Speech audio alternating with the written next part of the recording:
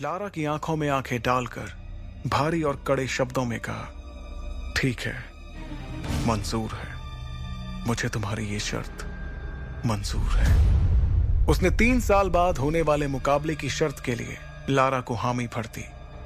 ध्रुव के इतना कहते ही लारा ने एक आखिरी बार उसे घूर कर देखा और फिर अपने बॉडीगार्ड्स के साथ शौर्य महल से बाहर जाने लगी। लारा भी हॉल के बड़े से दरवाजे तक पहुंची ही थी कि उसके कानों में एक लड़की की चेतावनी देती हुई आवाज पड़ी, रुक जाओ लारा।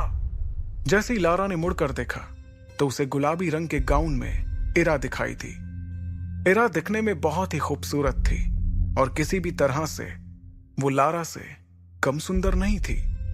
एक जालीदार खिड़की के पास में खड़ी इरा के चारों तरफ से सूरज की रोशनी अंदर आ रही थी, जिससे इरा को देखकर ऐसा लग रहा था मानो वो कोई स्वर्ग से आई हुई अप्सरा हो। इरा ने लारा को देखते हुए कहा, मैं जानती हूं कि आज तुमने जो कुछ भी किया है तुम्हें उस पर कोई पछतावा नहीं हो रहा होगा, क्योंकि अब तो तुम्हें ध्रुव का सामना करना ही होगा।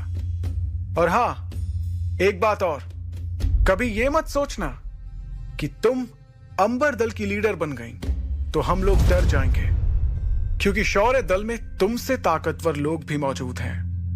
इरा की इस धमकी को लारा ने बड़े ध्यान से सुना, लेकिन वो बिना कुछ कहे वहां से चली गई। दूसरी तरफ सभी के जाने के बाद ध्रुव ने अपने पिता अरेंद्र से पूरे भरोसे के साथ कहा, बाबा, मैं आपसे वादा करता हूं कि आज से ठीक 3 साल बाद लारा जयान और उसके पूरे खानदान को अपने किए पर पछतावा होगा। अब मैं जयान परिवार के सामने ही लारा को मुकाबले में हराऊंगा। अरेंद्र अपने बेटे ध्रुव को बेबाकी के साथ बात करते देख खुश हो रहे थे, क्योंकि पिछले 3 सालों से वो ज्यादातर चुपचाप ही रहता था। मगर आज उसकी मंगेतर ने यहां आकर जो कुछ भी किया, उससे उसके अंदर का वही ध्रुव जाग गया जो 3 सालों से सोया हुआ था। लेकिन सच्चाई से मुंह भी नहीं फेरा जा सकता था, और इस वक्त सबसे बड़ी सच्चाई ये थी कि ध्रुव अपनी शक्तियों के 3रे सितारे पर ही था, जबकि लारा की शक्तियां 9वें सितारे तक पहुंच चुकी थी। इधर शौर्य महल से बाहर निकलकर ध्रुव अभी भी लारा के बारे में सोच रहा था कि किस तरह से लारा ने बातों बातों में उसकी बेइज्जती की थी और कैसे उसने ध्रुव के पिता पर रिश्ते को तोड़ने के लिए दबाव बनाया था। इन बातों के बारे में सोचते हुए ध्रुव तेजी से अपनी मां की ग्रेवयार्ड की तरफ जाने के लिए अपने कदमों को बढ़ा रहा था। ध्रुव को इस तरह से गहरी सोच में आगे बढ़ता देखकर उसकी दोस्त इरा भी उसका पीछा करते हुए बाहर आ गई, ताकि वो उसका हौसला बढ़ा सके। लेकिन ध्रुव ने इरा को अपना पीछा करते हुए देखकर कहा, मैं ये चाहता हूं कि मुझे कुछ देर के लिए अकेला छोड़ दो। अपने सबसे अच्छे दोस्त से इतना सुनने के बाद इरा ने ध्रुव को कुछ देर के लिए अकेले ही रहने दिया। कुछ ही देर में ध्रुव शक्ति स्तंभ को देखते हुए अपनी मां के समाधि स्थल पर पहुंच गया।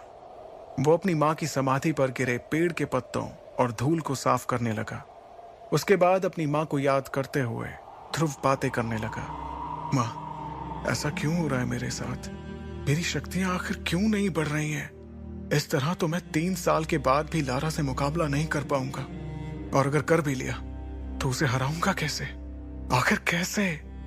इतना कहते हुए हताश होकर ध्रुव ने अपना सर मां की समाधि पर रख दिया और अपनी आंखें बंद करते हुए कहा, 3 साल बाद सब कुछ खत्म हो जाएगा।